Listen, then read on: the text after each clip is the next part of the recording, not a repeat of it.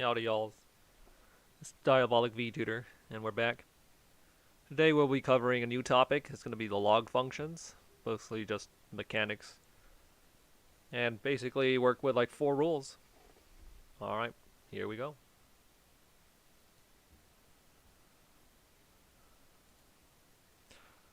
So what exactly are we working with when we're working with logs? Well, it's essentially the inverse of our exponential functions. So let's take a brief look back at the exponential logs.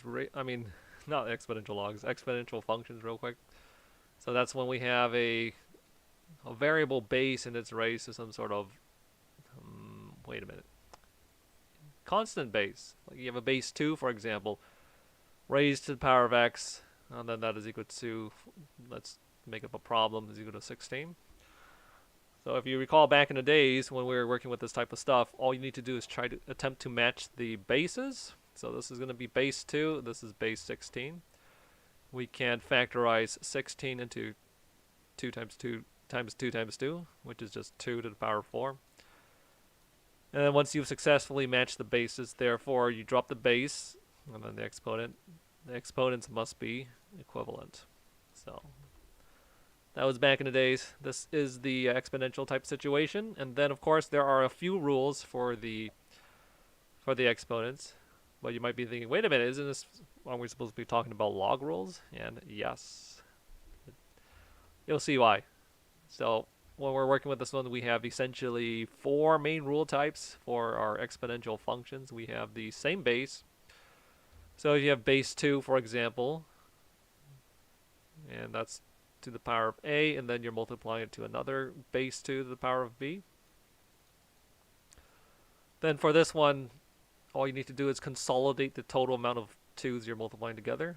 So it becomes 2 to the power of a plus b. So summating the exponents, and of course we have the division situation. If you have 2 to the power of a divided by 2 to the power of c, for example, then all you need to do is subtract the exponents. More detail in one of those past streams where we talked about exponents. So I'm not going to go over much of the why. I'll just be listing the rules. So I consolidate these two. They're pretty much the same type of rule, honestly. So that's one rule. And then for another rule, we have the exponent with the exponent on the outside. So we have 2 to the power of a, and then let's say this is raised to the power of d.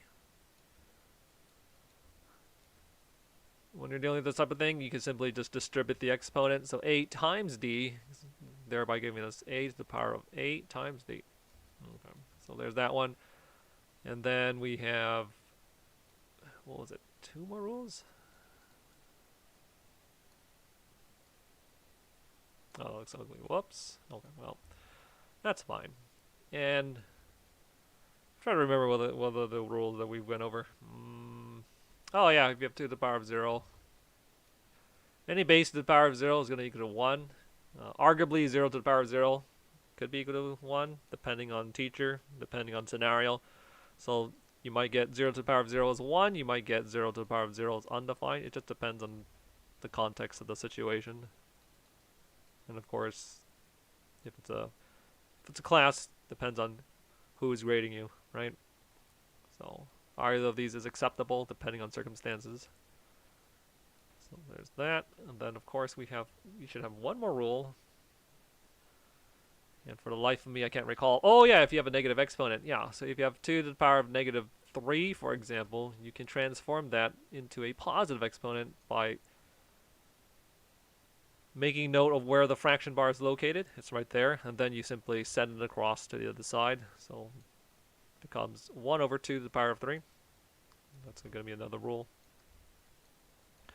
So yeah, we've already talked about this in another stream before, so not too much focus on that one. However, we're going to be focusing on these ones in particular. Maybe a little bit about this one as well. But those are going to be the most, actually this one as well.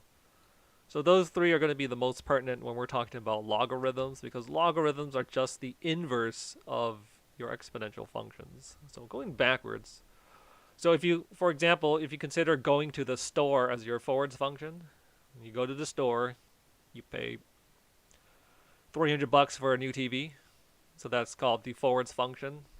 So store, purchase function. You go to the store, you drop down $300, and then you get your TV, your new TV.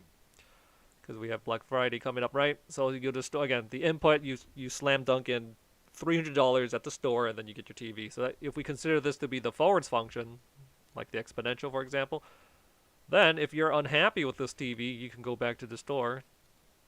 So we're going to call this one store inverse. You go backwards, back to the store. But now you're bringing back the TV that you don't want anymore because it's, something's wrong with it. And then hopefully, if this store is legit, they're going to give you back your $300. So forwards function, and then this is inverse function. The inverse function undoes the forwards function. So if this is the forwards function, then your logarithms are going to be the inverse, going backwards type of function. But first, let's just write down the notation. So you're going to see the words log, L-O-G. I have no idea what it means, logarithms. It sounds like a Greek word. I don't know, probably.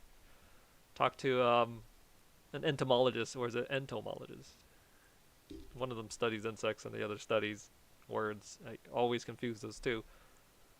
Despite having taken a insect class, interestingly enough. Alright, anyway, here's the log function, and then you're going to have some sort of base number on the bottom. So getting used to, if you imagine there is a line for written words, then below the line, sub, is going to be a number right there. And then there's going to be an argument for our logarithm as well. That's the input. So inside the parentheticals,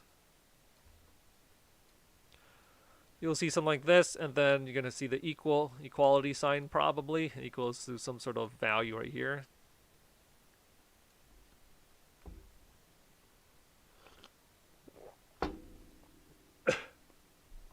Pardon me. All right. So this is basically just the anatomy of your log function. In goes your input, and then right here is something called your log base, appropriately named because that's the subscript. It's the script that is below the rest. So subscript number right there. I think there's a formal name for that one, but I don't remember what it's called. And then some sort of equality situation. All right. So writing it in slightly more contextual situation, let's say we have log base b, created, right? Base b. And then we have some sort of input argument, a for argument, and then equals to some sort of constant right there, for example. It could be a variable, it depends on your situation. But let's say this is what you have. And here is rule number 1 for your logs, just the most basic mechanics of logarithms. You see this b base on the bottom. And actually, if you wish to transform this one from the log form into something called the exponential form, you exponentiate both sides. So what that means is you're going to take this base b, it becomes the base in this new situation. Isn't that creative? Base b for the log becomes the base b for the exponent. And then b to the power of c, what does he have there, is equal to, well, there's only one letter left, is equal to a. So you can transform a situation from a log form into the exponential form and vice versa. So you're going to have to be comfortable with this particular mechanic because it does show up quite a bit. But again, base b to the power of c is equal to a. And thankfully, you don't have this. It's not going to be base to the power of a, because if it was base to the power of a, why would we have this notation, right? So if this one simply transforms into this, which it doesn't, then how is this symbolically different from this one, aside from having a log in the front? So it doesn't make any sense. So if you ever get confused which one's which, it's always b to the power of the other one. So at least in my brain it makes sense. Again, the base b becomes the base for the exponent. The exponent has to be c. It can't be a, because otherwise why would mathematicians invent a separate notation for this one, right? For the most part, math notations are good, except for one thing. I'm going to go on the side tangent real quick. And it has to do with the trig functions that really irks me. So we have something like sine, a sine function. Again, this is for a future topic, right? So if you have a trigonometric function, we have sine x is equal to y, for example. It's the most basic one. And then sometimes if you decide to square this, as a squaring situation, you could mathematically represent it using sine squared x, right? So the reason why we use this one instead of this one is to circumvent the confusion. This one looks like it's just for the x input, which is itself an argument for sine, right? So to avoid this confusion, of this exponent being kind of ambiguous, mathematicians decide to put it right there. But here's the dumb part, okay? And then for sine inverse, again going backwards type of function, we have the inverse sign put right there where we put the exponent, right? So there's an exponent. This is supposed to represent an exponent, and this is not supposed to represent an exponent, yet it's at the exponential location. So what are you doing, mathematicians? Anyway, end of tangent. Go back here. Okay. It's a little simpler here. Again, base b becomes the base, this becomes the exponent, and this becomes what it's equated to. Pretty nice. So let's practice a little bit of stuff. Alright. It'll make a lot more sense with examples, honestly, as with most things in mathematics, right? So we have log base 2 of some argument a is equal to 3, as example on the thumbnail. So reading this, we have log, this is how we read it in English. It's going to be log base 2 of a. So in the parentheticals is of. So this is called the log base function. Log function with a specified base of 2, taking an argument of a, is 3. So what do we do with the situation? Well, look what's on the bottom. The bottom is 2. So if you wish to solve for a, we can transform this one into an exponential situation. So exponentiate this current situation. So we can take this base 2, raise it to the power of 3, and that should be equal to a. So again, base of the log becomes base of the exponent. Wonderful. To the power of this 3 right here, and then that is equal to the a value. So that's the mechanic. Solving for a, well, you just need to crunch the numbers from here. It's just 2 times 2 times 2, which is 8. So therefore a is equal to 8 in this context. Wonderful. And that's the situation for working with this particular log function. Again, this is just rule number 1. It's not too bad, but it doesn't make sense. It's just mechanics. You just need to understand the grammar of the sentence, of the mathematical sentence. So now we have log base b, generic base b, and this is 1,000, and this is equal to 3. So if this problem was asking you to solve for b, which is what I'm going to ask, how do we solve for b in this situation? Just go through the mechanics of this situation, following rule number 1. So if you draw the invisible line, b is the subscript, it's the base. It's not going to be this exponent for this particular base, because again, otherwise why would there be a new notation? So it has to be b, not to the power of 1,000, it's b to the power of the other number. So b to the power of 3 is equal to what? 1,000.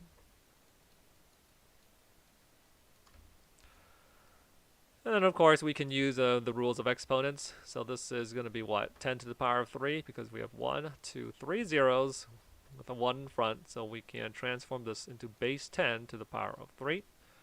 And since these two exponents are matching, therefore, the bases must be equivalent. And there aren't any plus or minus shenanigans, because these are odd-powered exponents. So b is equal to positive 10. And then we're done. Let's see if that makes sense real quick. So if you take this 10 and slam dunk it back in the original situation, we're going to get 10 right here. We're going to get 10 right there.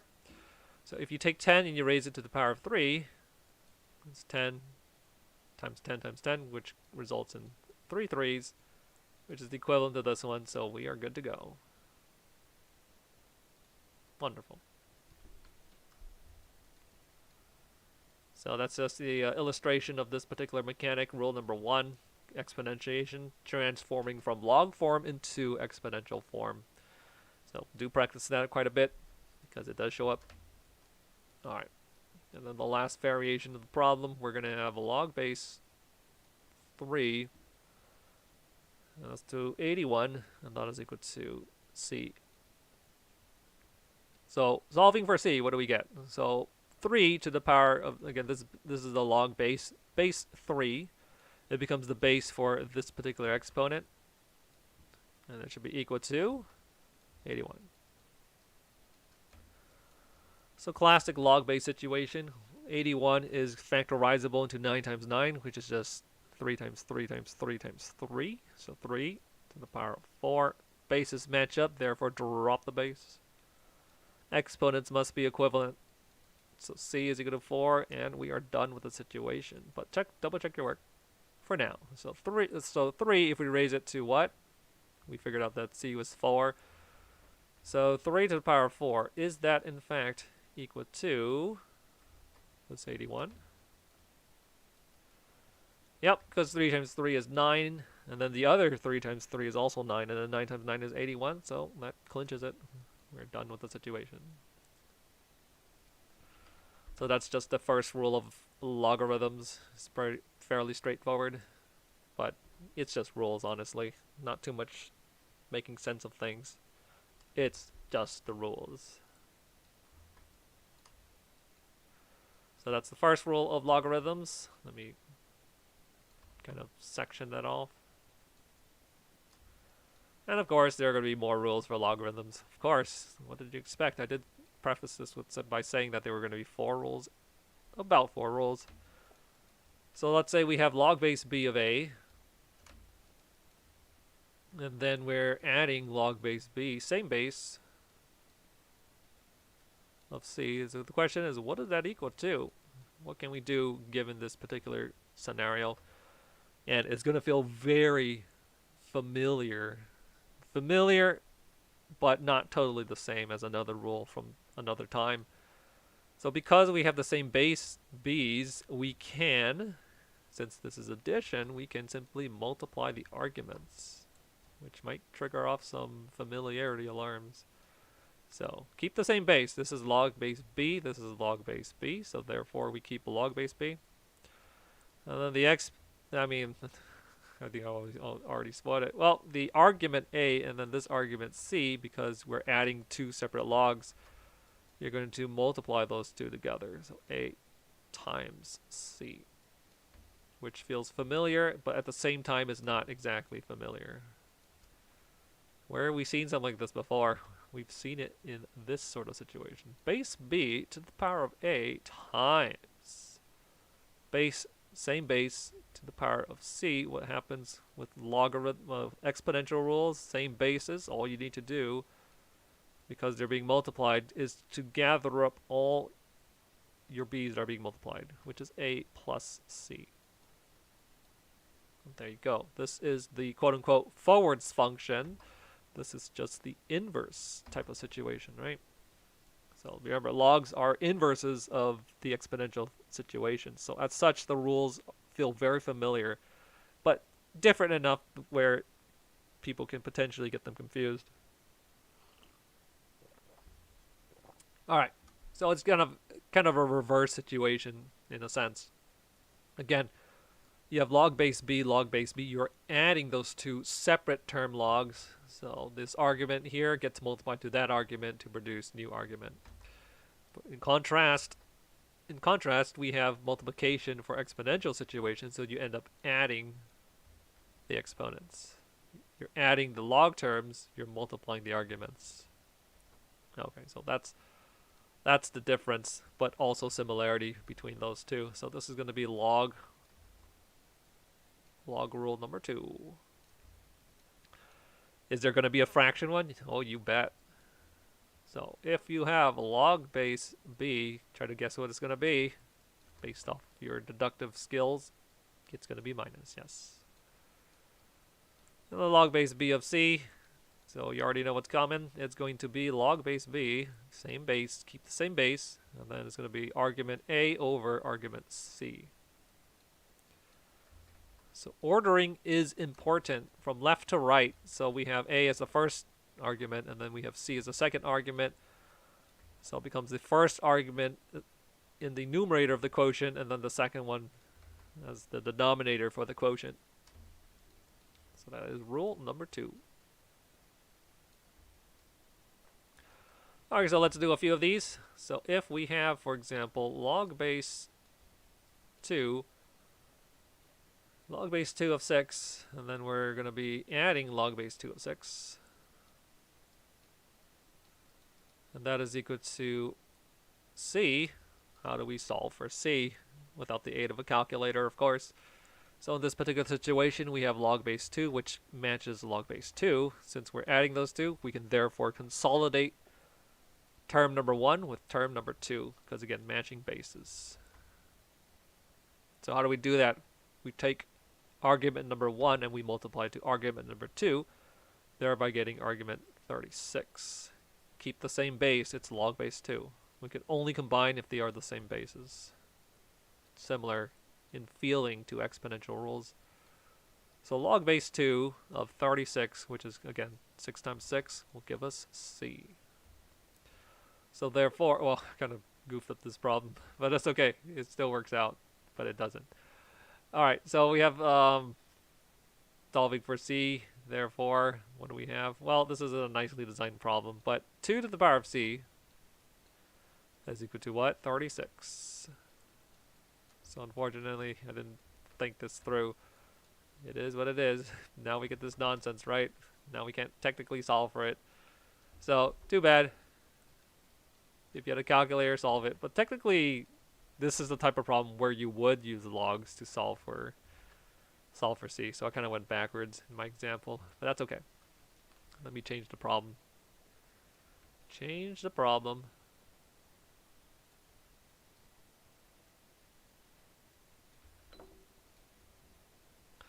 It does an illustration of the rule. So let's do 4 and let's do 16. I should have just done the nice numbers in the first place, right? So technically you can solve for each of these individually, but let's use the rule number 2 to solve for c for the situation, even though it's unnecessary, but that's okay. So again, we have log base 2, which matches with log base 2. What's happening between term number 1 and term number 2? Addition is happening. So therefore, we can combine those two terms by simply multiplying the arguments. 16 times 4 is 64. What's the log base? We're keeping log base 2. There it is. The right hand side is still the same as before. It's still c. So 2, exponentiating now, 2 to the power of c using rule number 1 has to be equal to 64. And now it's a lot better than the previously designed problem. So this is base 2. We can get this one to match base 2. That's just going to be 4 times 4 times 4, which is 2 times 2 times 2 times 2 times 2 times 2. In other words, 2 to the power of 6.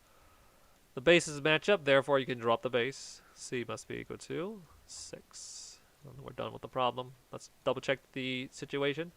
So this one itself, we can simplify this one, right? Because if you think about it, this whole term here is equal to something. What is it equal to?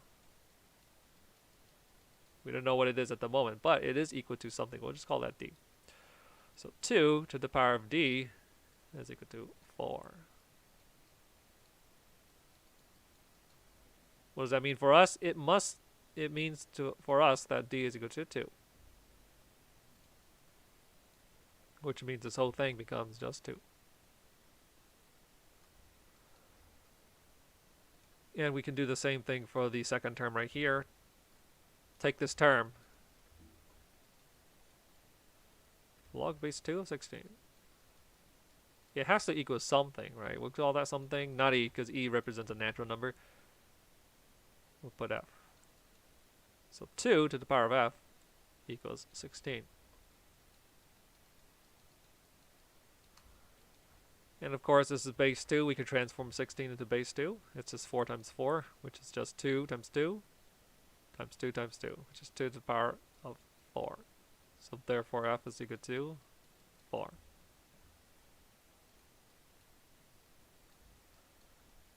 So this whole thing is 4. So if you add 2 plus 4, therefore, it's 6.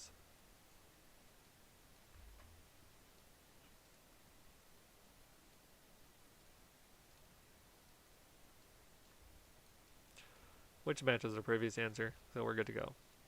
So do we have to consolidate it into this particular form? No, you could evaluate these ones separately.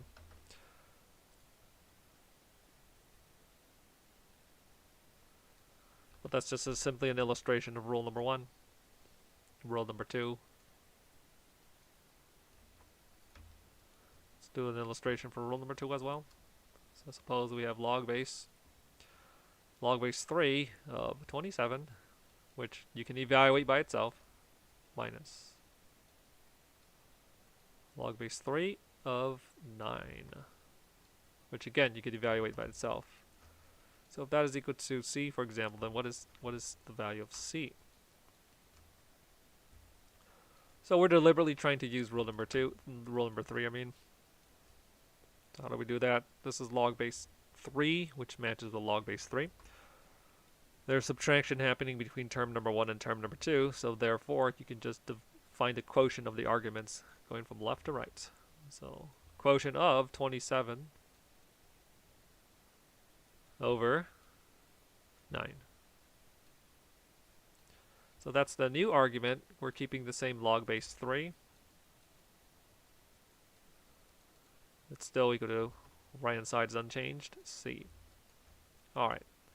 This is one we can simplify. 27 over 9 is equal to 3.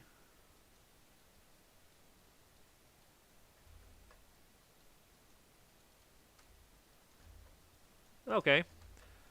And at this point, we can exponentiate, transform this one from log form into exponential form using rule number 1. So 3 to the power of c is equal to 3. There's always an invisible exponent. If you don't see one, it's always invisible, number 1. Therefore, the bases are matched up. Just simply drop the base. And c is therefore equal to 1. We're good to go. So let's verify that using alternative strats. So this one is equal to something, right? It's going to be 3 to the power of something gives you 27. But let me explicitly write that out. So again, we have log base 3 of 27 is some sort of value that we don't know at the moment. So d for don't know. So 3 to the power of d equals 27. And then 27 is simply 9 times 3, which is 3 to the power of 3. Drop the base, therefore d is equal to 3. So this whole thing simplifies into a nice clean 3. So did you have to show this entire work? No. You could ask yourself, 3 to the power of what gives us 27? It's 3. So this whole thing is 3. So same strat for this particular situation. We can ask ourselves 3 to the power of what gives us 9? 3 to the power of 2, so this whole thing is 2. But again, if you just want to see the work, here it is real quick. So we have log base 3 of argument 9 is equal to some number we don't know, f. So 3 to the power of what gives us 9? Must be 3 to the power of 2. So f must be 2, so which confirms what we just already stated. So let's take a step back now. What's our true problem? It's going to be 3 minus 2, which is just 1. 1 and done. Which agrees with our prior assessment of the situation. So, good to go. Very nice. So as promised, it's not too bad. Again, rule number 1, this is exponentiating. This is probably the weirdest one. It feels the most foreign because you don't see this type of grammar in other mathematical problems. This one feels more familiar. It's just kind of a in a sense a reversal of the exponential rule with same bases. And this one follows the same line. All right, now we have rule number 4. So if you have log base b of a to the power of c, what you can do is you can take that, you see that? You take that exponent and then you slam dunk it in the front, thereby giving us c log c times log base b of a. So that is going forwards. And this one you could actually easily prove by using log rule number 2. So just for a little bit, if you feel this is too much memorization, you could always go through the motions of deriving it real quick. And here's a very easy example. If you have log base 5 of 10 to the power of 2. So using this particular rule, we can take this exponent and slam dunk it down in the front. So it becomes 2 times... You know what? Let me change something. Let me change this to a 10. Just to make it easier to prove. But it works regardless. So again, you take this exponent and slam it in the front.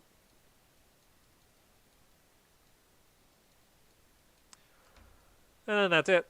So as a side bonus, we're just going to evaluate this real quick. So log base 10 of 10 is equal to what? This one you will gradually learn to recognize the situation, but let's just go through the full motions. Log base 10 of 10 is equal to some constant, we don't know what it is, but 10 to the power of what? Gives us 10. It's 10 to the power of 1.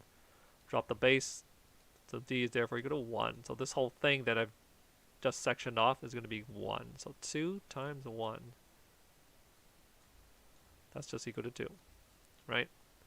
So this is using the log rule where you just do the exponential slammage, slam it down in the front. Let's just do a quick proof why. So if you think about this 10 to the power of 2, instead of thinking about it as an exponent, why not just expand that? This becomes definition of exponent, 10 times 10. So again, we just took this 2. By definition, that means 2 10s multiplied together. So 2 10s multiplied together. And now coupling that with rule number 2 right here. Going backwards now. If you have argument number 1, if this is an argument, this is factor number 1 of the argument, and this is factor number 2 of the argument, you can therefore go backwards. Since this is multiplication, you can expand that into addition of 2 separate terms, keeping the same bases, and all you have to do is split the factors into arguments. Same thing right here. This whole argument consists of 2 things multiplied together. So therefore, we can go backwards. Keeping the same base, this is going to be log base 10. Argument number 1, I'm going to color that as blue 10. Argument number 1, blue 10. And then since this is multiplication, the going backwards is plus. Keeping the same log base 10. And we'll color this one purplish 10.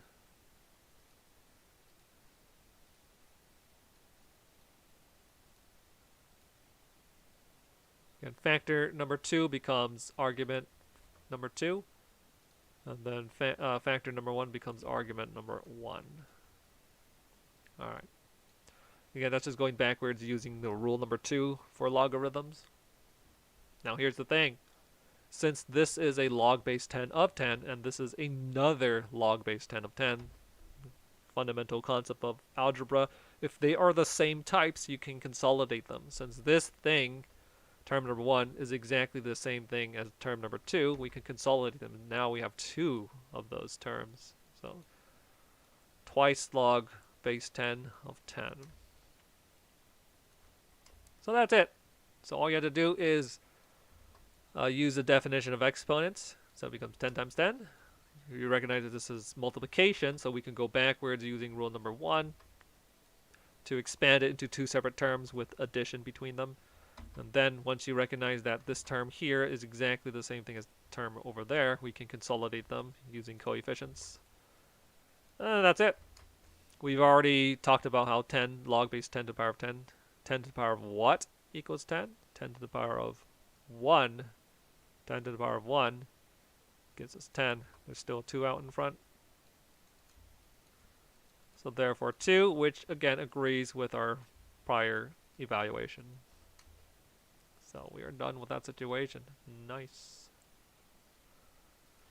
So you have to derive it now, but it's nice if you know how to derive it.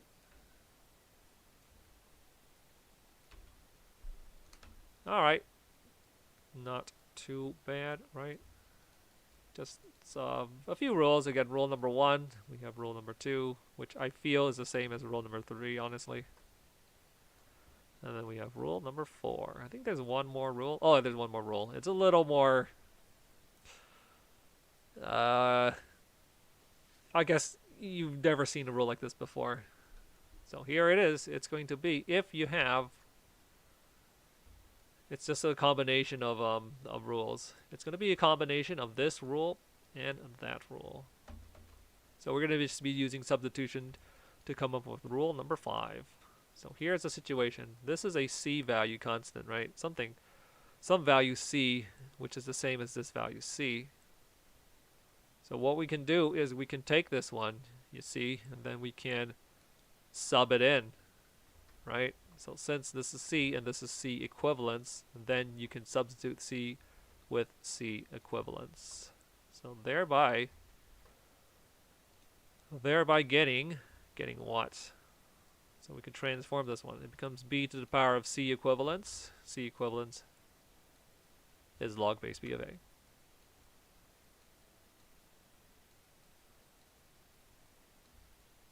And that whole thing, b to the power of c, is still equal to a. And thus we have another rule. And this one feels kind of weird, honestly. So rule number 5. There we are.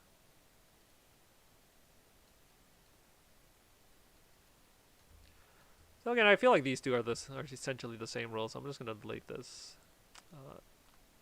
Yeah, let's just delete that. No, I'll delete this one, and I'll move the numbers down. Again, I feel like they're pretty much the same. So we have 4 wonderful rules. This one feels kind of weird. Number 1 feels kind of weird, and then number 4 feels kind of weird. And these two are pretty nice. And then as a sub rule, if you have log base b, and you're taking the argument of b, that is just equal to 1, provided b is a positive number. You can memorize this, or you don't need to. Honestly, it's b to the power of 1 is equal to b. So you learn to recognize the situation. So if you have log base 3 of 3, that's just going to be 1.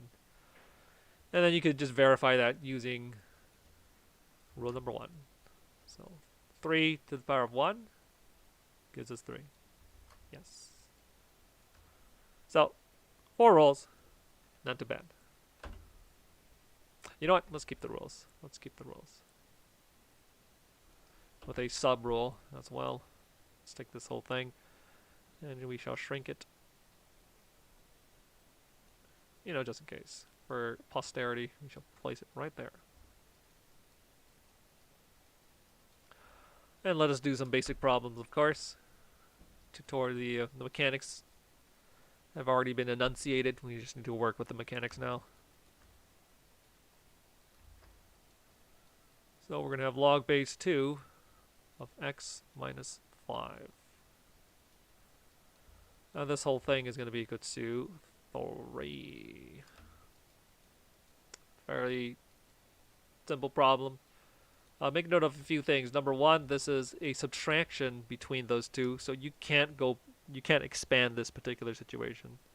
Here's where some people get mixed up. So they see this minus here and they're like, oh, wait a minute, can we just expand that? So it becomes, and again, this is wrong. So log base 2 of x minus log base 2 of 5. There's no algorithm for this one. It has to be division or multiplication. So this is straight up just subtraction of term number 1 and then term number 2. So this one is not a rule. So please don't do that. Takes getting used to, of course. So the idea is if you have minus, it goes to division, which is kind of inverted for the exponents. Remember, again, if you have exponents, if you have 2 to the power of, if you have a to the power of 21 over a to the power of 3, this is division, so it becomes a to the power of 21 minus 3. And by that same token, if you have minus here, it transforms into division when you expand it. But, you know, this one, there's no algorithm for this. So it's only if this is division, then it becomes subtraction. If it's division, it becomes subtraction. All right. But we're not doing division here. Let me change that again. Change it back.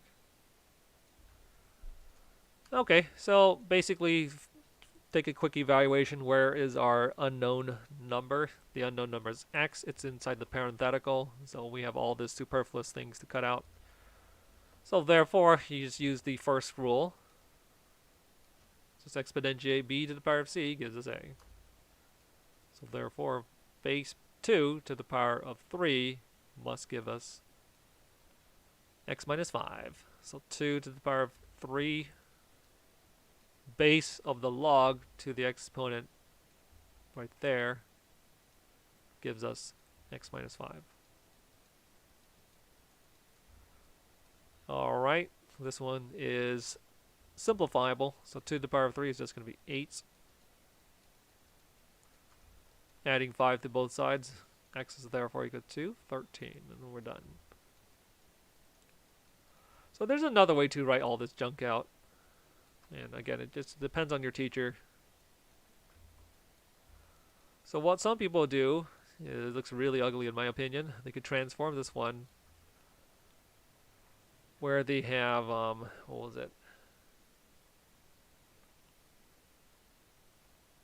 Oh, they basically take these both as exponents, and that's going to be base 2. That's going to be base 2 to the power of log x minus 5 is equal to base 2 to the power of 3. So in essence, this is a reversal of dropping the base. So if you have base 2 to the power of x is equal to base 2 to the power of 3, since the bases match up, you can drop the bases. Therefore, the exponents are the same. So if that's going forwards, then this one is going backwards.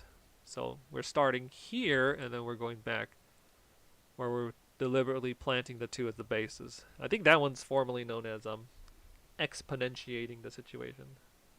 Yeah.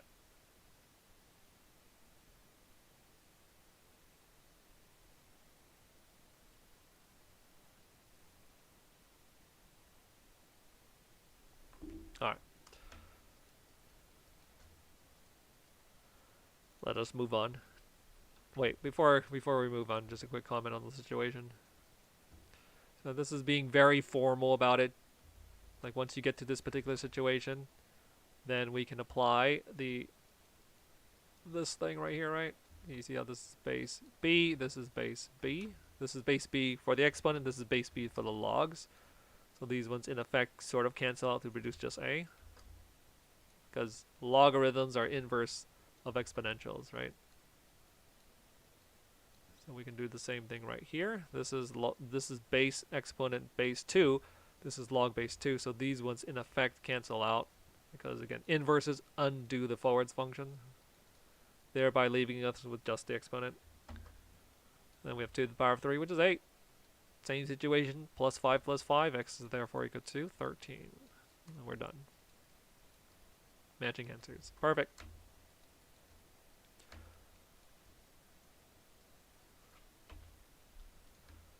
Let's do another one. Of course, we are going to have base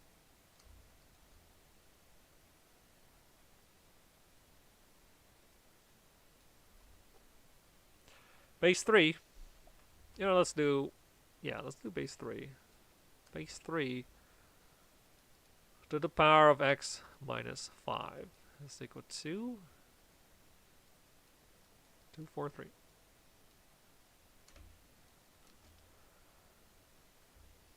This is just a simple exercise of rule number 1, honestly.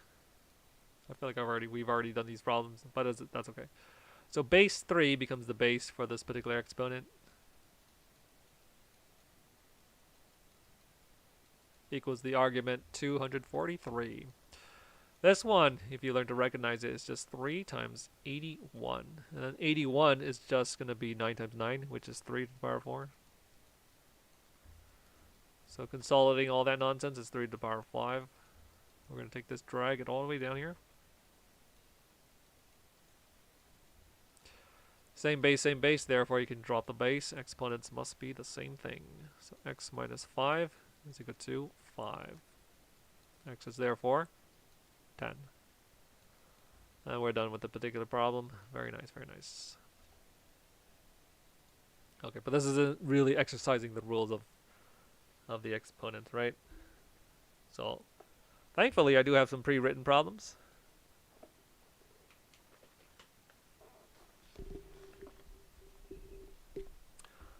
Wait, do I want to talk about these at the moment? Yeah, you know what? Let's do a few other problems first. More stereotypical beginning of the lesson type of problems. But to do that, I'm going to need my calculator real quick. So what I'm going to do is I'm going to take natural, no, not natural log. Ignore that for a moment. Oh, wait a minute, my calculator doesn't have this capability. Hold on. I need to turn on rotate for my calculator on my phone. Okay, that didn't work. Never mind. Oh, it did. It did. Okay, good. So what I'm going to do is I'm going to take a log base 10.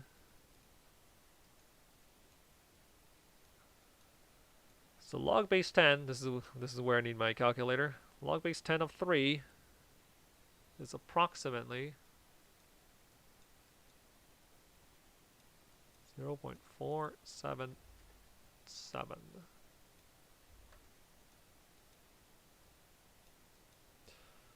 So this is approximately, okay? So this is straight from the calculator, and then also straight from the calculator we're going to get log base. Let me think of this. Log base 10. And it's going to be a 5. Yeah, let's do that. So log base 10 of 5 is approximately 0.699. Almost nice.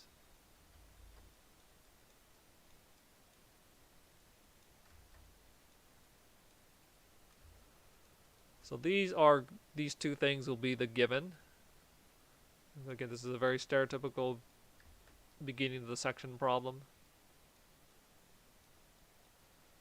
Given these two factoids, you're going to have to evaluate certain things. So this is going to be thing number 1. Oh, as a quick note. Remember how there's a concept of invisible numbers? So if you have x, if you just see an x, it technically has 2 invisible numbers. There is an invisible coefficient 1 in the front, if you don't see a number, and then there's an invisible 1 exponent at the top. So you have 2 invisible numbers, and then if you have the square root of x, for example, then this one has an invisible number up there. It's not 1 anymore, it's invisible number 2. So that's basically x to the power of invisible number 2.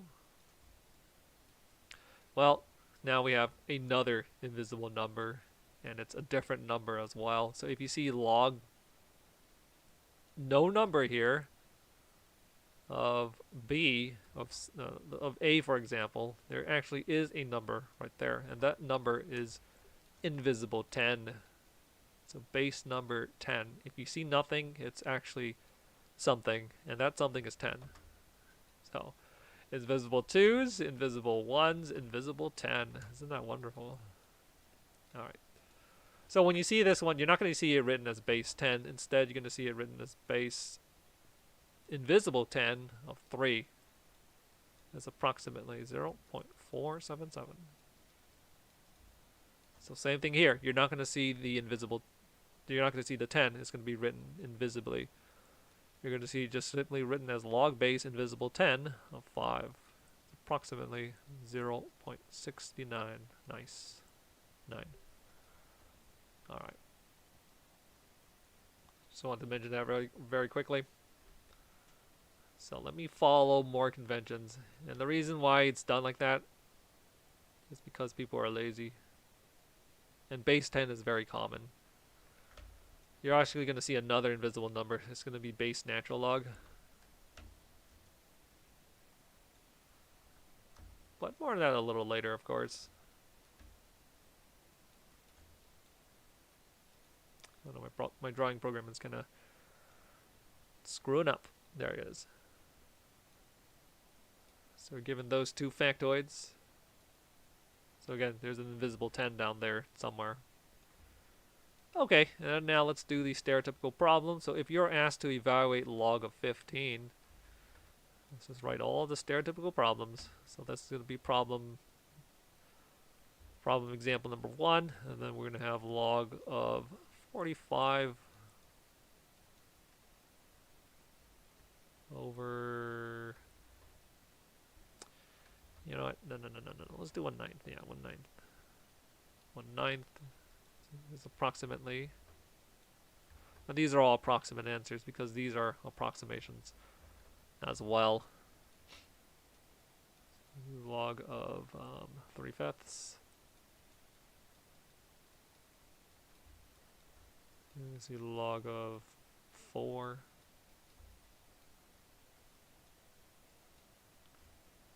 You're going to see log of, what else is there? Okay, these are very stereotypical problems.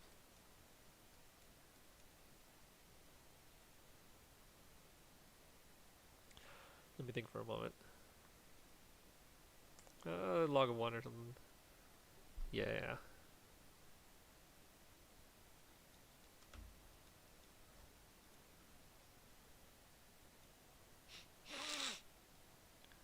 Let's see.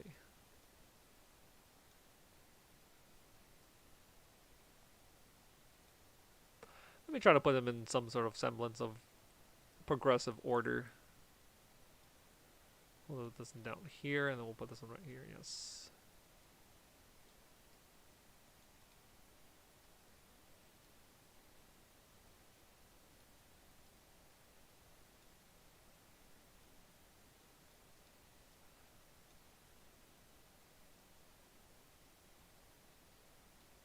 Alright, perfect. Okay, so the first one is very stereotypical. So we have 15. Well, you're supposed to use these two given clues to figure out what this one evaluates into. Because this one, you need a calculator to do it. Unless you're given information like that. Well, 15, you know, is just composed of factors 3 times 5. So we could just simply transform this log base invisible 10 of 15 into log base what? 5 times 3? Or 3 times 5? And because we have multiplication inside the argument, this is technically one term with a multiplication between two factors. We can therefore expand it into two terms. So it becomes log base invisible 10 of factor number 1. So log base invisible 10 of 3. And then transforms into plus situation for the expansion. We're just following algorithm here. So same log base 10, invisible 10, of second factor, which is 5. There it is.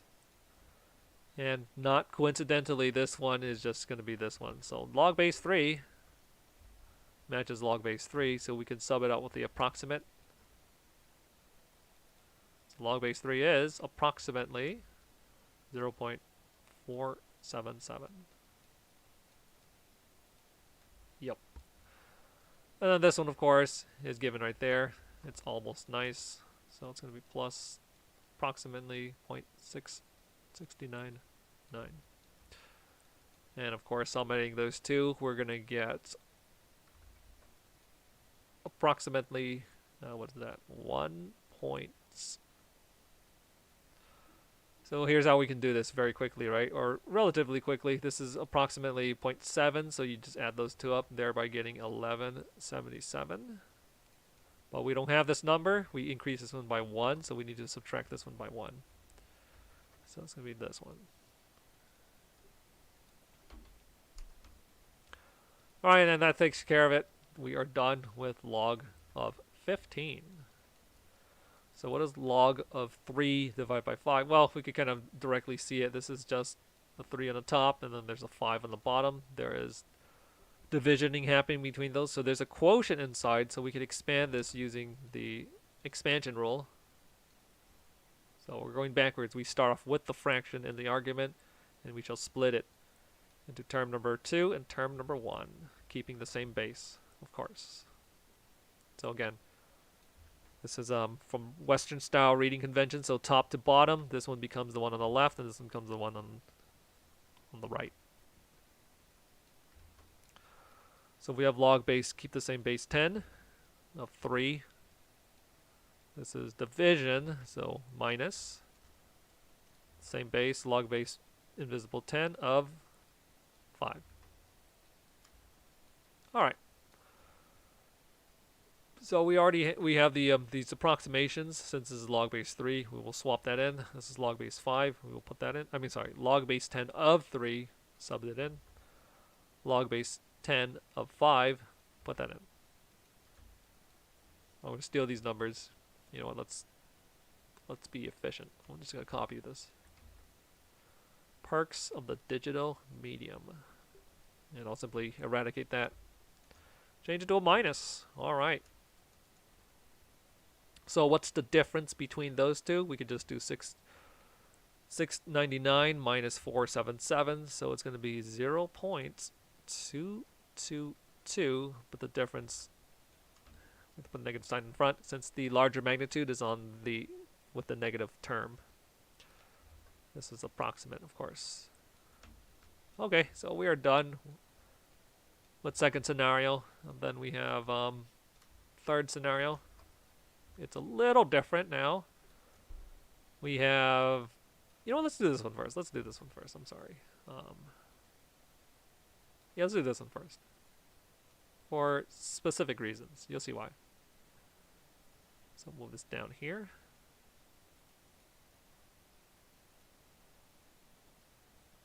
Okay. So this was kind of a weird one, right? We have a log base 1. That doesn't have a 1, and that also doesn't have a 1. Alright. Well, we have various tricks for this one. We're going to do various tricks. I'm going to use the most straightforward route first. Don't forget, this is base invisible 10. So it's log base invisible 10 of 1 is equal to some sort of number n. So using the first rule of logarithms,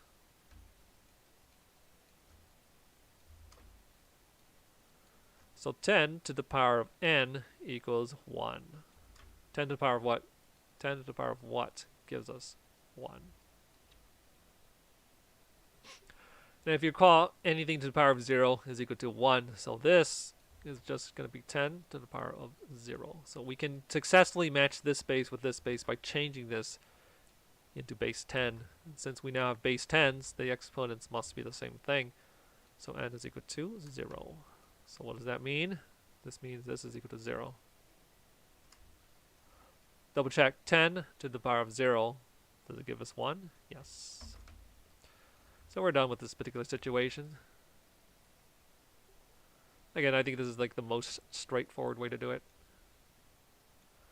But we have other goofy ways to go about doing things. So this is going to be equal to 0 exactly. So again, invisible base 10 to the power of 0 gives us 1. But like I said, we can do goofy ways, goofy shenanigans. We can transform 1 into something we do know. So we're given stuff with argument 3 or argument 5. So what we can do is we could transform 1 into a ratio of arguments that we already know. So argument 3 over 3, for example, right? Because any number divided by itself except for 0 is 1. And of course we can, now that we have a quotient between thing number 1 and thing number 2, we could expand that using the rule number 2, part B.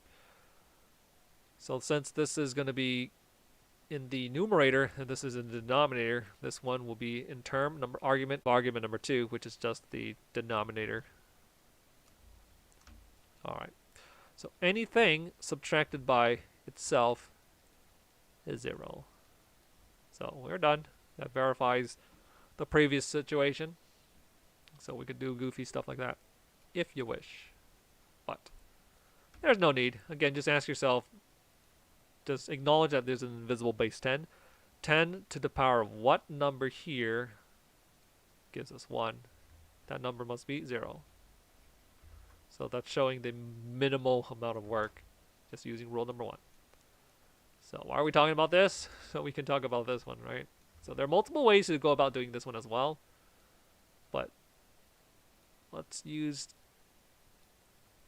I guess there are multiple straightforward ways for this problem. This feels weird. Let me put parentheticals. There you go.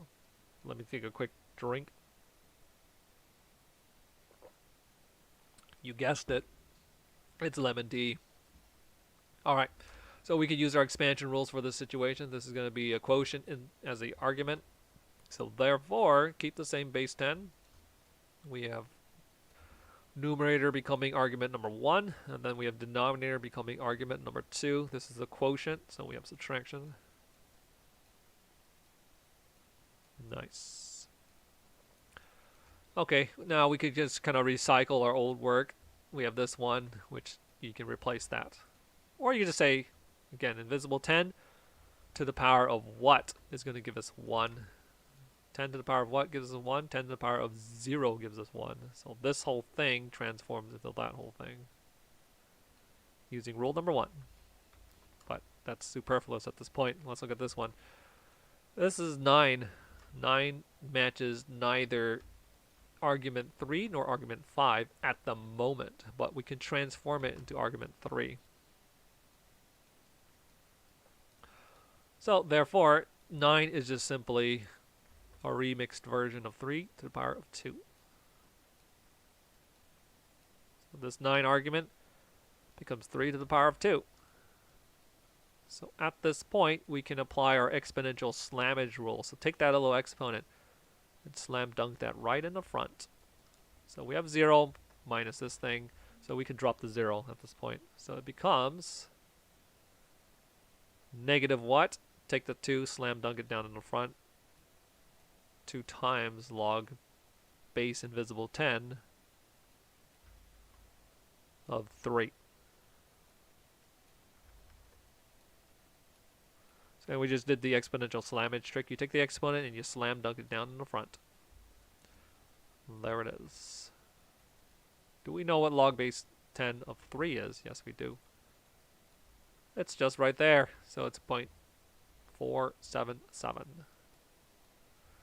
We have a negative 2 in front though. So negative 2 times, what's log base 10 of 3 again? It's going to be 0.477. I'm kind of too lazy to do this, but I guess I have to. This negative is approximately negative what? 0.954, right? Yeah, should be correct. Final answer. For this particular problem, so we're done with that one. What's this stray mark doing here? Delete it. And we have log base 10 of 4. That's kind of funky. Well, we can basically factorize the 4, so it becomes log base 10 of 2 to the power of 2. Not super useful, right? But we can do the exponential slammage. Take the 2, slam dunk it in front. Thereby getting 2 times log base 10, invisible 10 of 2. But what's this? As you see, we have it neither here nor there, so that seems to be a little bit problematic. Right? So this is argument 3, this is argument 5, and yet we are tasked with argument 2. That's okay, because there's one invisible given that you're supposed to have, and the invisible given is this one. So if you have log base 10 of 10 10 to the power of what gives you 10? 10 to the power of 1. Right? So let me get rid of the... We'll keep the 10 as invisible for the base. So this is equal to 1 again. Invisible 10 to the power of 1 gives us 10. Now this is useful because argument 10 can be split into 5 times 2. And we can use expansion rules coupled with this one, right? So this is log base 5. We can expand this one to get us what we want, which involves argument 2. Alright, so long story short, we do have one more given information. Technically, it's invisible though. This is the invisible information that you're always supposed to have. So anytime this base here matches this argument, it's always going to be equal to 1. Because anything to the power of 1, it's still itself. Alright, so we can do that because we can transform this. We can transform this 2 into things that we do know. So it becomes log base, 2 times log base 10 of 10 over 5. So why choose 5? Because 5 is an argument we are familiar with, and so is choosing base argument 10, which is something is kind of invisible, but you're supposed to have it as your repertoire, part of your repertoire. All right. So going back to the problem we have here, watch out for this 2 in the front though. I'm going to put 2 times brackets. I'm going to expand. We're going to call this thing the stuff in the brackets. This is the quotient of factor number 1 over 5. So denominator 10 over numerator 5. So keeping the same base, we have log base what? Log base 10 of numerator, which is 10. This is a quotient, so minus log base 10 of the denominator 5. Alright, close the brackets. We don't want to get mixed up. So there it is. Again, we already have this one technically. We have log base 10 to the power of what gives us 10? 10 to the power of 1. So this whole thing transforms into 1.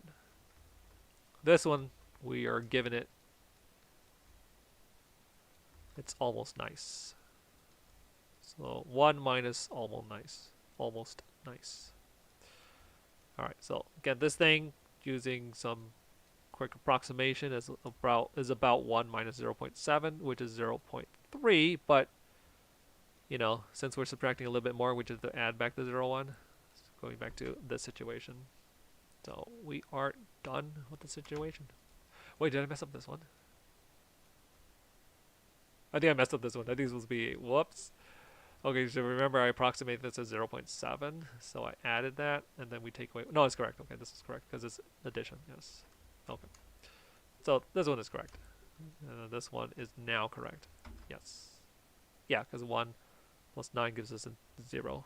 Yes. 0 carry the 1. Alright. And that's it for the stereotypical problems you will see in the beginning. I think later on you almost never see these type of problems again. But that's fine. But don't forget, you have invisible numbers like this one. Invisible given information right there.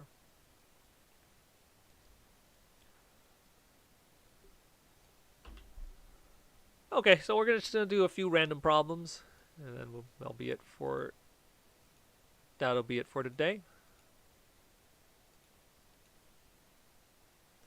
Program's kind of bugging out a bit. Wait, let me see something real quick.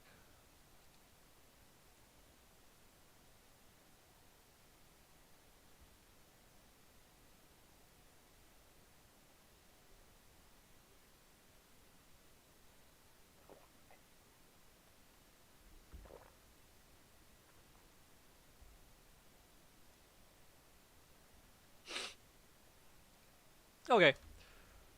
Whoops. Keep hitting space bar brings back up the image. Alright, so we're just going to be doing a bunch of random problems at this point. So, problem number 1, we have log base 5 of 125x. I'll put the parentheticals just to make it clear. And that is equal to log base 3 of 81.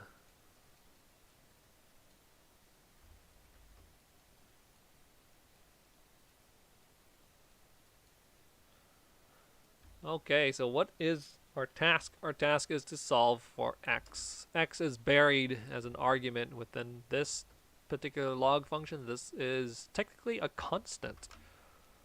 So make note of a few things. Again, the x is an argument. There's only one x. So this one is technically a known number. This is base 5 and this is base 3? One of the basic strats you follow when you're doing log problems is to simply match the bases.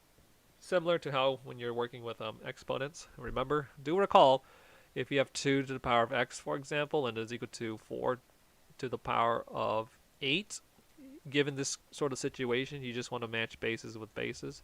This is base 2, this is base 4, but you can transform base 4 into base 2 type of scenario,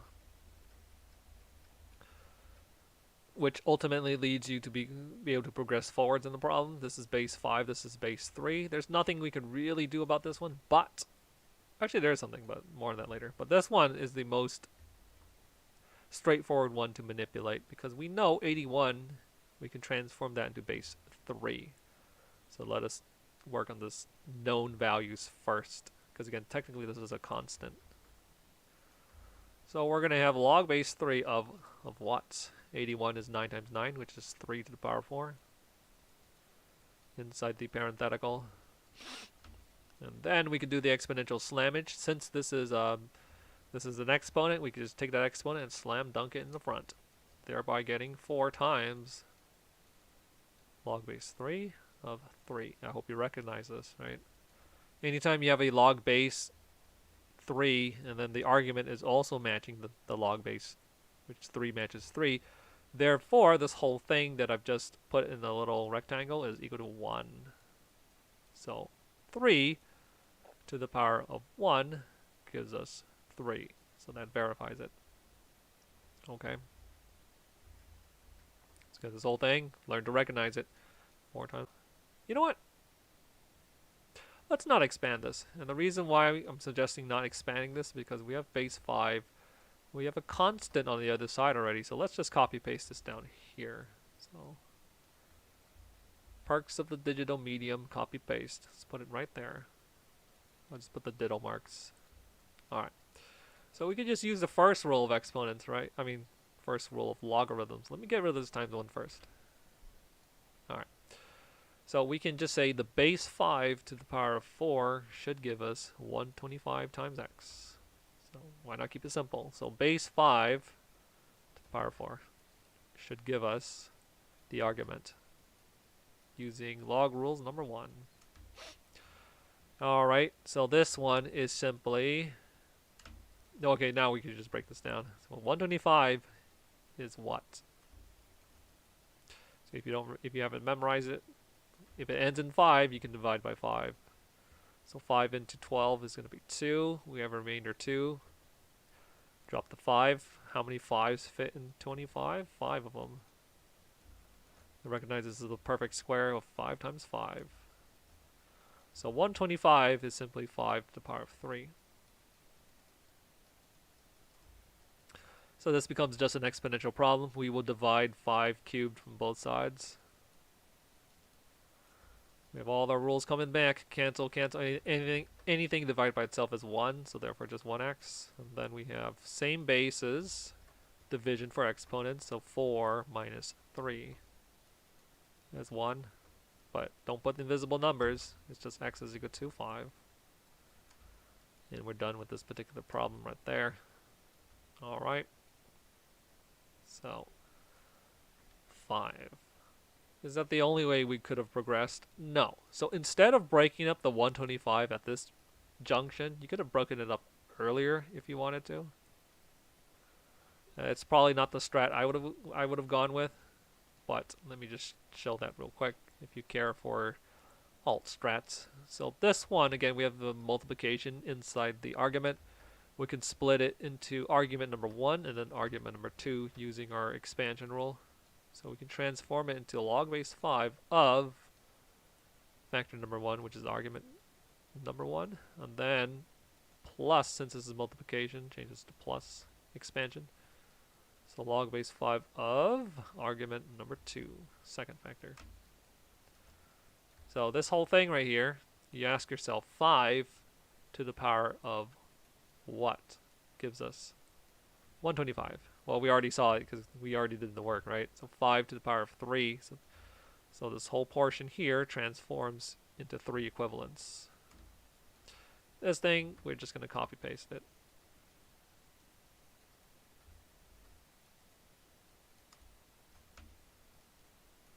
Okay.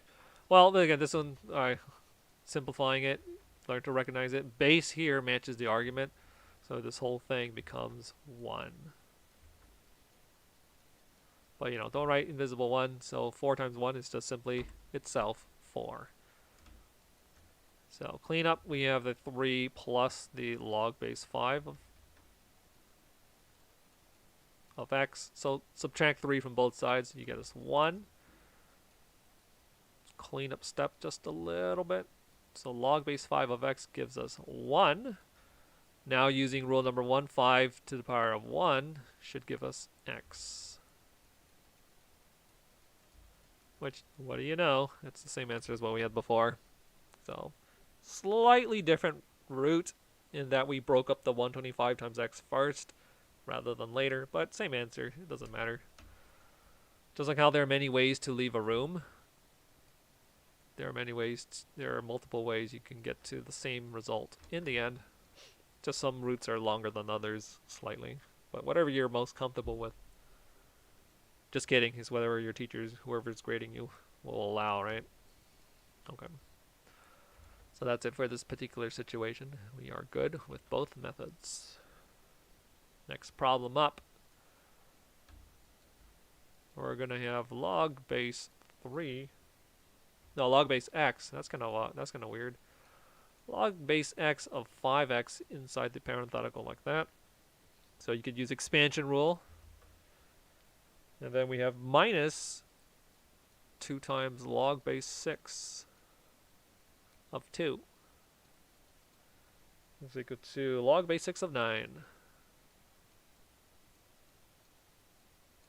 Not quite nice, but it is what it is. Okay. So make a few notes. We do have where are that's kind of weird to say. Where are unknowns? Where are unknowns? We have it in the base for this log, and we have it as an argument. That's kind of weird. This one has no unknown values. This one has no unknown values. Since this log has base 6 and this log has base 6, we should probably get this one to combine with that one over there. So that will be the opening move, right? Yeah, let's just do that. So we'll add plus 2 log base 6 of 2 to both sides. So thereby getting, I should keep this in parentheticals. Again, we're adding this one to both sides, so it'll be moved over to that side. Thereby getting log base 6 of 9 plus twice log base 6 of 2.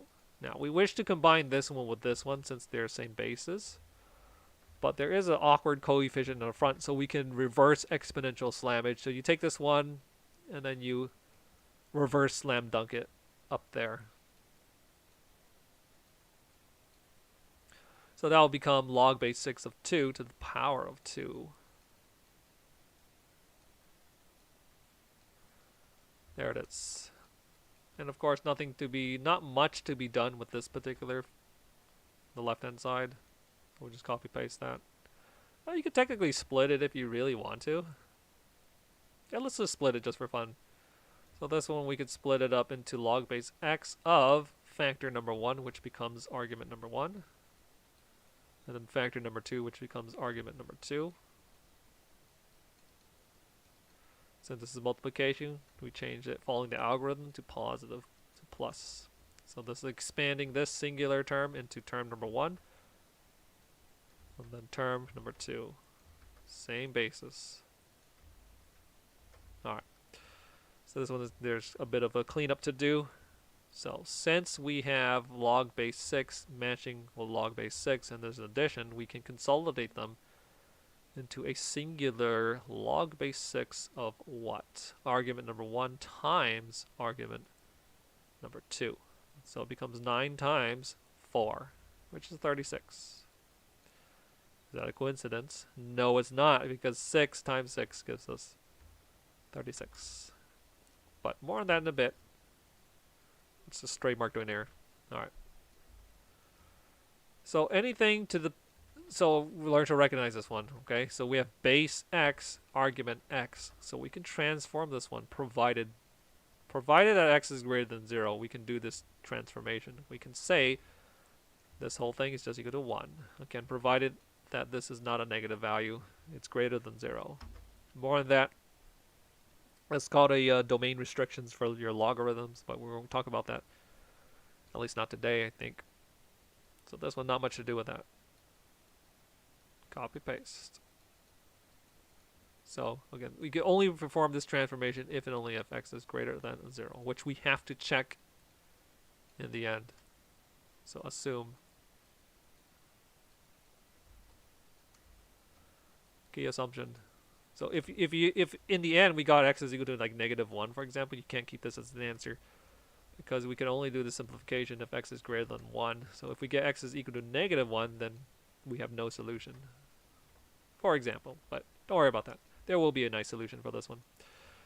So as mentioned before, this is base 6, this is base 36. We can transform this one. So in fact, we can transform the whole thing. Let's just transform the whole thing. So 6 to the power of something gets us 36. So 6 to the power of what gives us 36? 6 to the power of 2. So this whole box thing becomes just 2. So again, if you wish, you can just do the long form of this. If you wish to show all your work, this is how you do it. Is equal to some number. So 6 to the power of n gives us 36. Same question as before. 6 to the power of what gives us 36. So this is just going to be 6 to the power of 2.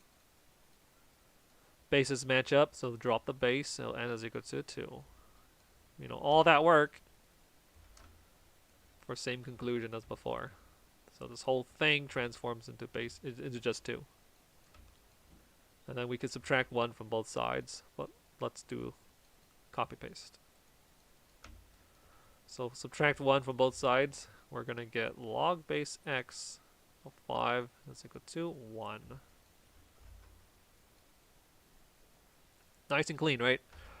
So x to the power of 1, we're just going to transform this one using rule number 1. So base to this exponent should give us 5. So x to the power of 1 should give us 5. Invisible 1, so x is equal to 5. And we're good to go. It doesn't violate our prior assumption. So x is equal to 5 is okay, because x is greater than 0. Matches the assumption. So we are good to go. Now, did we have to expand it at this point? Did we have to expand it into this form? No, we did not. So let me just go through. But this problem is done. But let me just go through slightly different strats. So back to this original problem right here. So I would still move this over to the other side because we want to get the matching log bases together. It's a very standard strat. If you have a different or unknown base, you just keep them separate. So whatever you can merge together, merge together. So this term here matches the same base as the term there. So we move this over to the other side. And while we're at it, we'll just do the reverse exponential slammage. So it's going to become log base 6 of 9 plus, because we're adding this to both sides, and reverse exponential slammage plus log base 6 of 2 to the power of 2, which is 4. Okay. Copy paste this junk right there.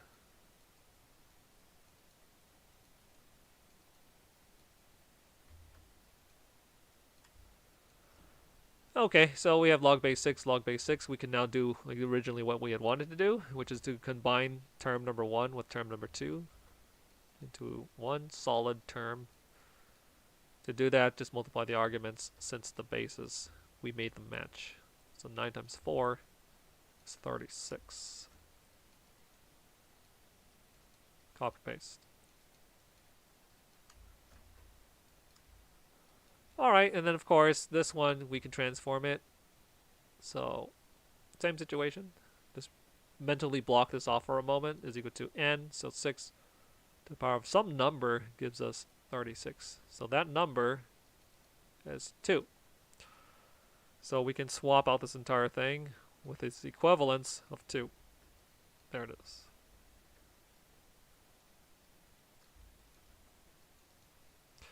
Copy paste this part.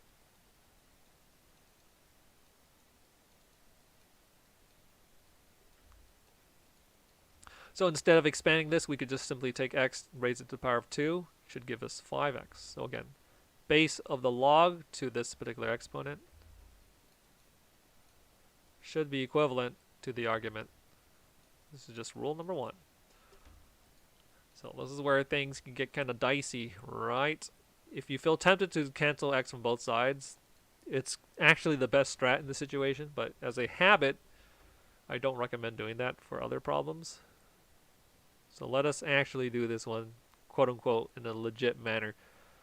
So we just need to get to a zero product property situation. So I'm going to subtract 5x on both sides. So we're going to get x squared minus 5x. That's equal to 0. These two terms have x's in them, so we factor out the x. Again, this is just good habit. It's not super relevant in this situation, though.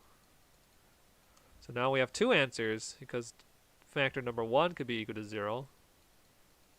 And then factor number 2 can equal to 0 if x is equal to 5. So we have two solutions, but you have to go back. This is where we have a domain issue situation. So 5. So 5 is okay, because if we plug in 5 here and we plug in 5 there, we're going to get a workable situation where log base 5 of 5 times 5, no problems right here, right? So the answer of 5 appears to be good, but 0, look what happens if you plug in 0. We're going to get log base 0 of 5 times 0, which, you know, right off the bat doesn't seem to be a problem, right? Like, isn't that just equal to 1? Well, let's see. There is a situation.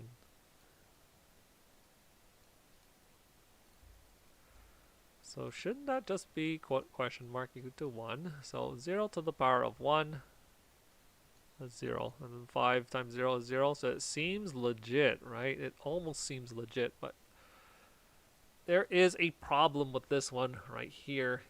0 is actually a domain issue. I guess I was going to save this for another time, but now I have to mention it, right?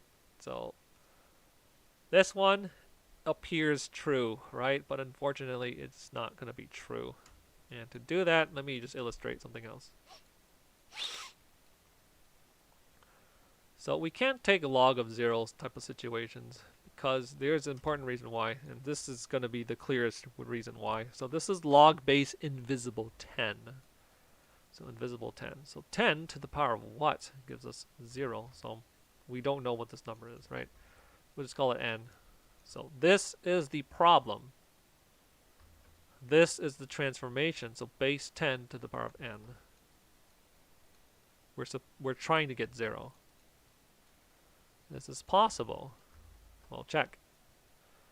Can you, if you put a number up here, is it possible, can you conceptualize what number you can put up here to get you a 0 in the end? So let's see.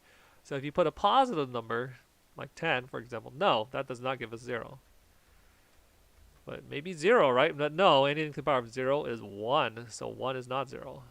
So you can't put numbers that are positive up here.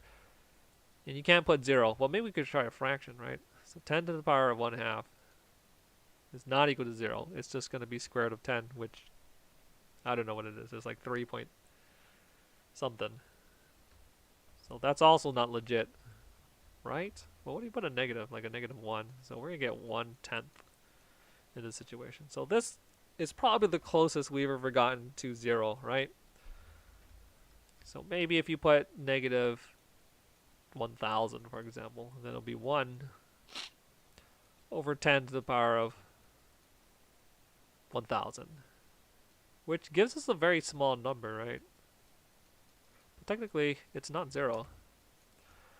So you can continue on with this argument. You could just keep saying, well, I could always try to put a number there, but you can never truly get 0. So in effect, this is like going back to horizontal asymptotes. You can approach 0, but you can never truly accomplish getting 0 because numbers never end. And as long as you have something in the denominator, and as long as you have 1, you will always get a very tiny number, close to 0, but never truly 0. So all that, why am I saying all that? Well, basically, you can never get 0. Okay, unless you're doing some sort of limit situation, you will never get 0. So 10 to the power of n, you can never, there's no value of n here that will get you a true 0 on the right hand side in this situation. So it's impossible for no value of n, for no definite value. So key phrase, definite.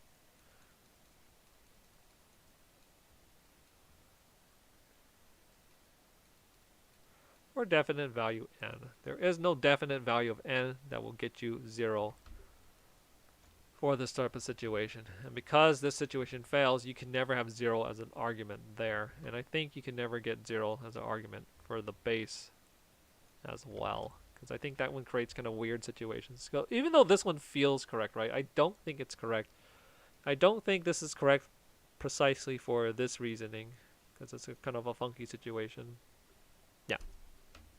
So long story short, if you didn't care for all that, the 5 works out, but the 0 is not within domain, because anytime you have a log argument, the log arguments as a whole, this one cannot be 0, nor can it be negative.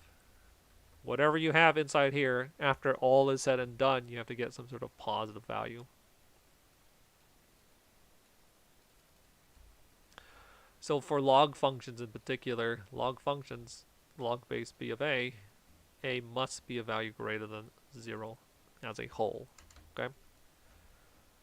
So if you have something like log base 10 of x minus 1, then the argument for this thing as a whole, x minus 1, has to be greater than 0. Which means, you know, using simple algebraic manipulation, x has to be greater than 1. It cannot be 1, because if x is 1, then 1 minus 1 is 0. And we just already explained why you can't get log base 10 of 0. There is no exponent for 10 that will get you a result of 0. No definite value. Infinity is not a number. Alright, so I think that takes care of that particular situation, I hope.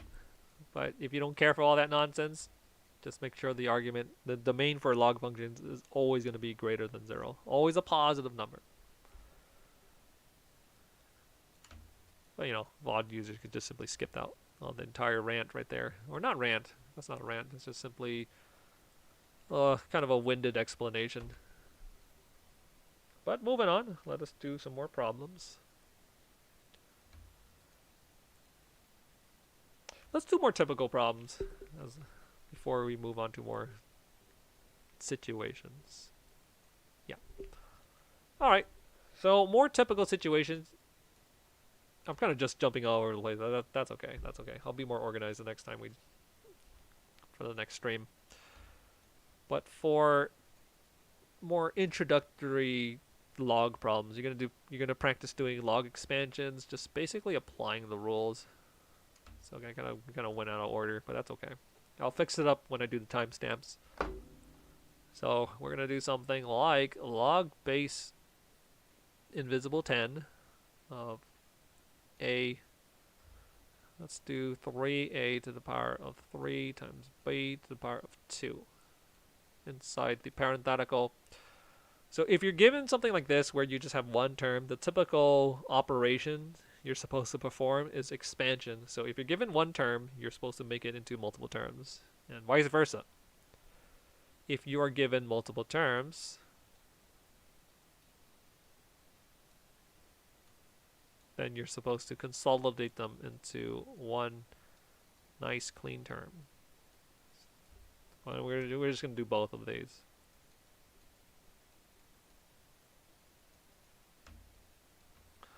So first one, that one's pretty okay.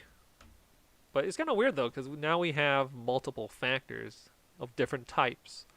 So this is factor 3. This is technically 3 factors, but you know, it's just factor base A. So we'll count this a to the power of 3 as one factor, and then this will be another factor. So we have 3 factors, right? Which looks a little different than just having simply 2 factors. So if we're given 2 factors, it's a little clearer. You just split into 2 terms. But you know, it's going to be exactly the same thing. So rather than if you wish, you could think about this as a 1 factor and that as 1 factor, and maybe that'll make it more fitting for the rules, right? So again, if you treat this as 1 factor and this as another factor, you can just simply transform it into log base 10 of factor number 1, which is technically multiple factors. And this is multiplication, so plus, keeping the same base, log base invisible 10 of b squared. So that's it. So instead of thinking about it as 3 explicit factors, you could just technically do 2 factors. But of course, you have a little more to do with this particular term right there. So applying the expansion rule right here again, yet again, going backwards. We can think of this as a 3 times a to the power of 3. So this is going to be factor number 1, and that's factor number 2. So we can get log base argument number 1 plus, because of the multiplication algorithm, changes to positive plus. So log base 10 of a cubed. So again, right here, argument 1, right there, argument 2. Don't forget about this one, copy paste that.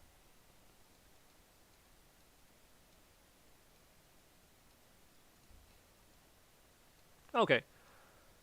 So can you just skip this intermediate step? Yes. So if you just think about it, how many factors, unique type of factors, we have 1, 2, and then 3. So you end up with 3 terms in the end. So this one becomes 1 term. That's the argument for the second term, and then this is the argument for the third term. What am I saying for? The third term. So for each factor, for each unique factor you can identify, you can just split it into that many terms. Of course, this is a little bit more to do with exponential slammage and an exponential slammage using rule number 4 or rule number 3. I forgot. These are all just arbitrary numbers anyway. So this is log base 10 of 3 plus exponential slammage. And then finally plus the last term. Take that 3, take that 2, slam dunk it in the front. There you go. And that situation is finished. So that is when you're supposed to expand your logarithms. So now we're going in reverse. What if you're supposed to condense your logarithms? So we have term number 1, 2, and 3. So we're going to end up with something like this, right? So we have 3 separate terms. They all have the same log bases. So you can combine them here, here, and there. Let me take a quick pause.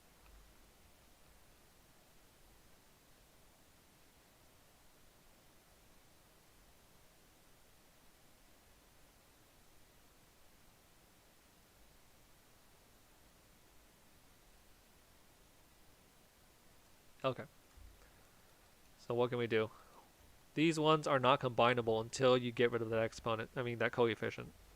So don't do something like this. Okay, this is not an algorithm. This is not a valid algorithm. So when you see this thing here and this thing there, you can't just multiply the 2 times the 3 and get a 6, and then combine b times 5. So this is, again, this is incorrect. You cannot get this 6 log base 2 of 5b. This is not an algorithm.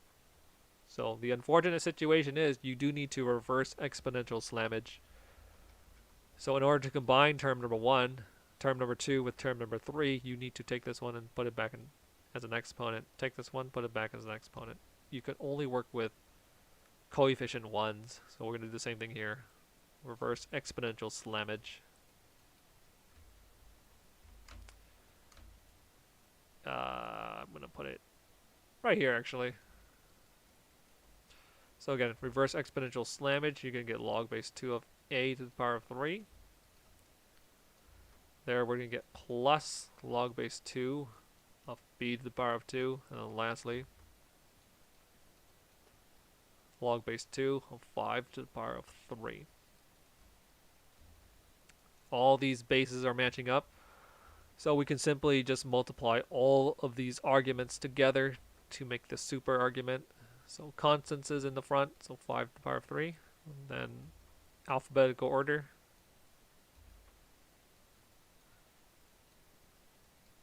And then we just have log base 2. Keep the same log base. And then we're essentially done.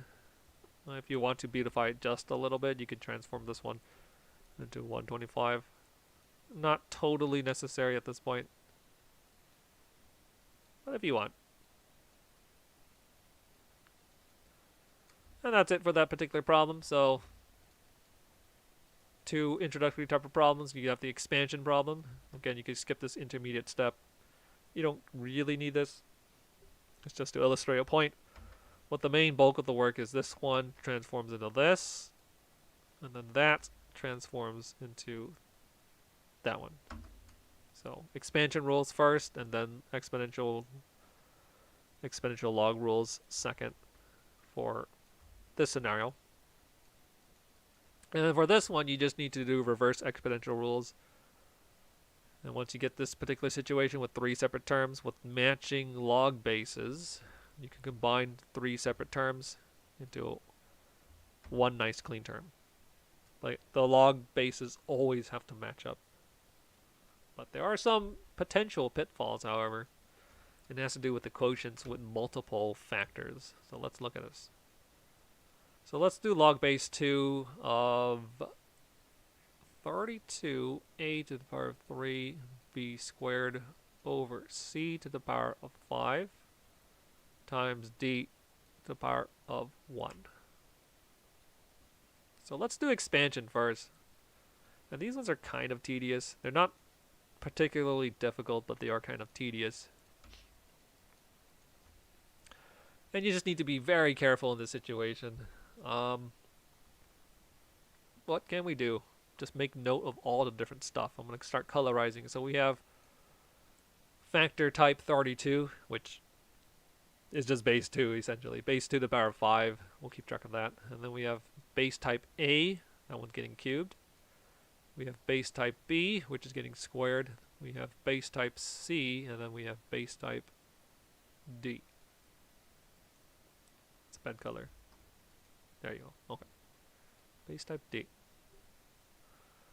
So when we're doing this type of situation, same rule applies, but my recommendation is to actually convert everything into negative exponents. That's going to be my actual recommendation. But let me not do that recommendation just yet.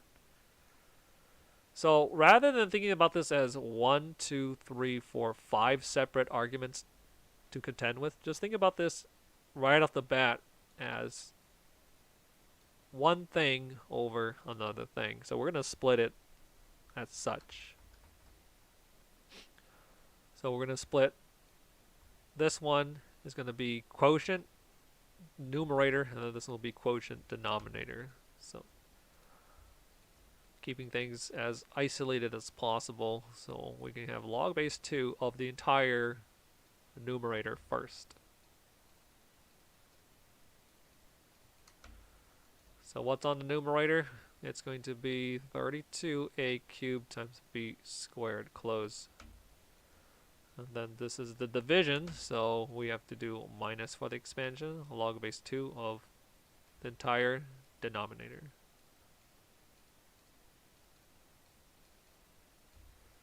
So c to the power of 5 times d. So c to the power of 5 times d. Alright. And now we can just do typical situations. So this one is typical. No more quotients in here. We just have product number 1, 2, I'm sorry, factor number 1, factor number 2, factor number 3. So we can split these into 3 separate terms, keeping the same base, of course. So we have log base 2 of 32. Whoops, why did I write that? So that's the first one, and then the second argument plus log base 2 of a cubed, and then term number 3 gets the third argument, so log base 2 of b squared. So no problems expanding the first term, which again came from the numerator. So this is where things can potentially go wrong. So copy paste that minus, right?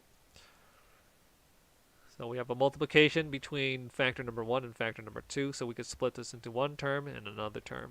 So this is right way, but also a wrong way to do it. So try to figure out why. See where things go wrong. So this is argument number 1, and this is argument number 2. So this is multiplication, then this becomes addition between those two. Argument number 2. So this is almost correct, but it is wrong for this. I was going to ask you why, but no one is here to answer. That's okay. So you can just pause at this moment. Why is this wrong? So even though this is plus, this is multiplication, shouldn't it be changing to addition? That is correct, but if you had sufficient time to try to come up with the answer, this whole thing is in brackets, so you're going to be minusing this thing, which is going to get expanded. So this one technically needs to be in brackets.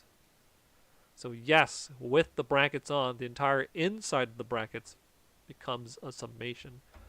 But because of distributive property, this one actually ends up being a negative in the end. So therefore, that is correct. So if you just change this directly to positive without the brackets, that will be wrong because of distributive property. So keep that in mind. Alright, so dropping the brackets, we have a negative here and we have a negative there. This is going to be base 2 to the power of 5, so we can do the exponential slammage, but let me not skip too many steps. This one here, we do exponential slammage. Let's save that for last, though.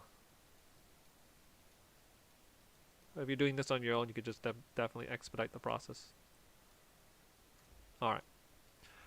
So exponential slammage, and then exponential slammage. This becomes log base 2 of 2. Learn to recognize that one. That's just going to be 1 times 5, which is just 5.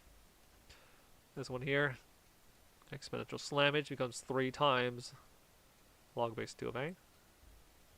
Exponential slammage, 2 times log base 2 of b.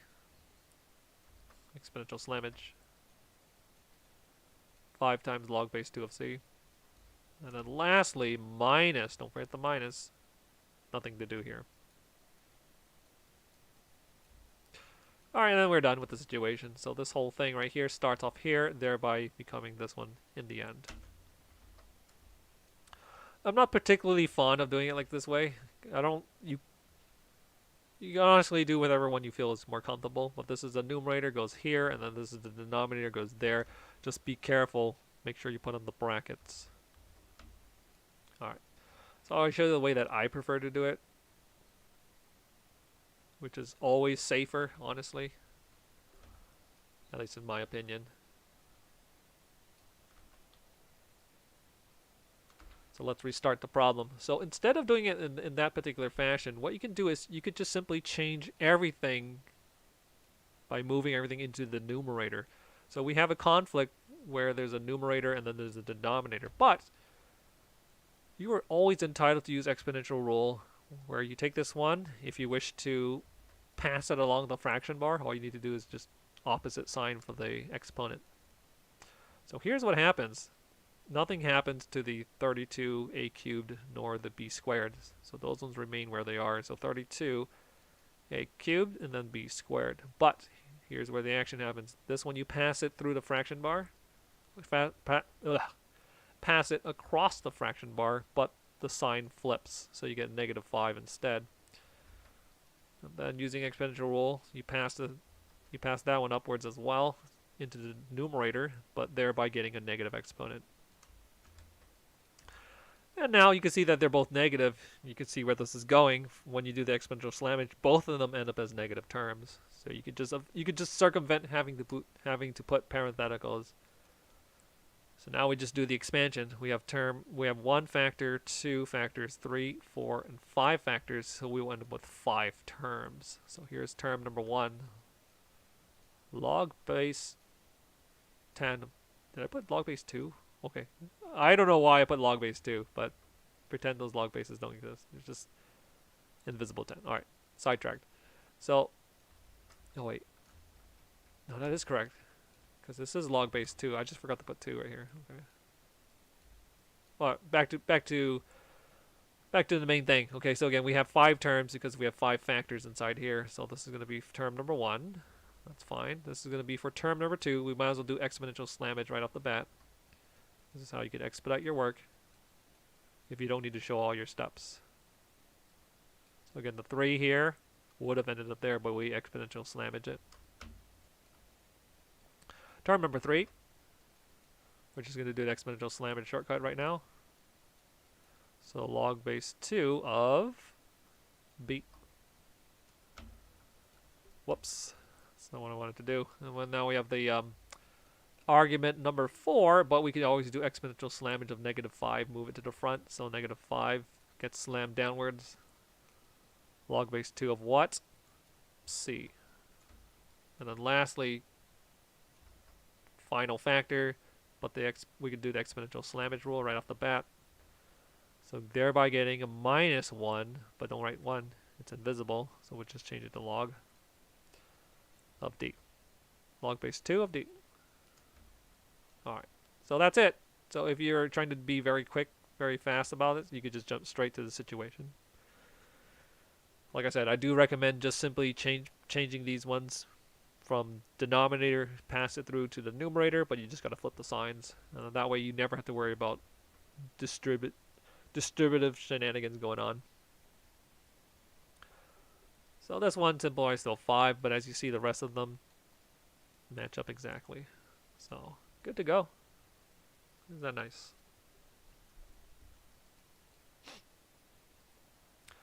Okay, I think that's it for today. That's just a quick tutorial. We have basically just 4 main rules for the situation. First rule is just probably a weird one, where the base of the log becomes the base. This c right here becomes the exponent, and then the argument becomes the equivalence. So again, this is not right. You don't do b to the power of a is equal to c, because why will we have a new notation? So this one can't be true. So it has to be base b to the other number exponent. This one feels like exponential rules. It's just going to be inverted. So we have a plus transitioning into multiplication to combine. Or if you're going from this side, this multiplication becomes a plus for the expansion. Same thing here. The -1 becomes a quotient, or the quotient becomes a minus for the expansion. This is just the exponential slammage rule. You take the exponent, slam dunk it in the front, it's multiplication. This is also one of the weirder rules of I think the number 1 rule is kind of weird, and then rule number 4 is also kind of weird. But if you have this one matching this one, they're gonna cancel each other, and then a value is a value right here. So this cancels with this, gives us a. As a quick illustration, if you have 111 to the power of log base 111 of x, and then that is equal to 121, this one cancels with that one, dropping this x downwards, is equal to 121. Just an example. Alright.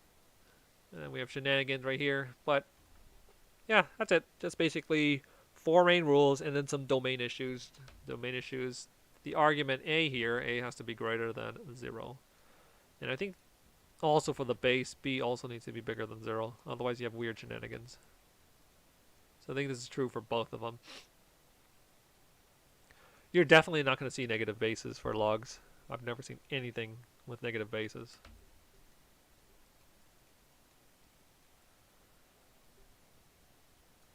Okay, I think that pretty much concludes it. We're gonna next time for the next stream, I'm just gonna be doing a bunch of log problems.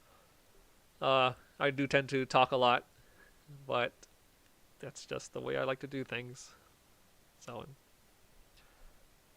until next time, I hope you have a good one, and hopefully I do something a little later tonight. Or oh no, I can't do it later tonight. Maybe early tomorrow. We'll see. But regardless, you have a good one. See you in the next.